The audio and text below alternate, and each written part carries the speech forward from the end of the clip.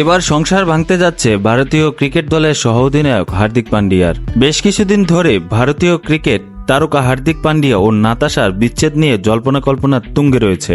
এ নিয়ে সামাজিক মাধ্যমে চলছে নেটিজেনদের আলোচনা সমালোচনা।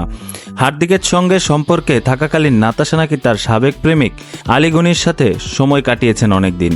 এর আগে 2020 সালের 31 মে গাঁটছড়া বাঁধেন ভারতীয় ক্রিকেট দলের সহ অধিনায়ক হার্দিক পান্ডিয়া ও মডেল নৃত্যশিল্পী নাতাশা।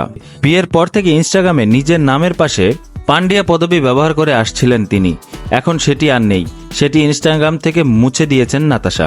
ভারতের একটি অনলাইন পত্রিকায় প্রতিবেদন সূত্রে জানায় 2020 সালের মাঝ সমুদ্রে আংটি পরিয়ে নাতাশাকে প্রথম প্রেম নিবেদন করেছিলেন ক্রিকেট তারকা হার্দিক পান্ডিয়া।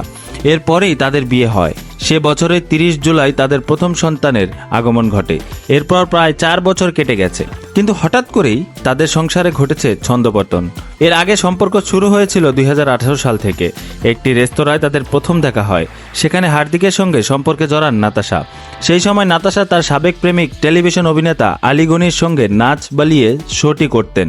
শোয়ে এসে তারা জানান তাদের সম্পর্ক এর আগে থেকেই 2 বার ভেঙেছিল, ফের জোড়া লেগেছে। এই রিয়েলিটি শোয়ে 3য় স্থান পান নাতাশা।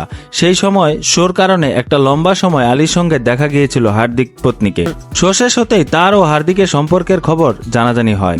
সম্প্রতি মুম্বাইয়ের রাস্তায় তাকে দেখা গিয়েছে বিদেশি এক বন্ধুর সঙ্গে।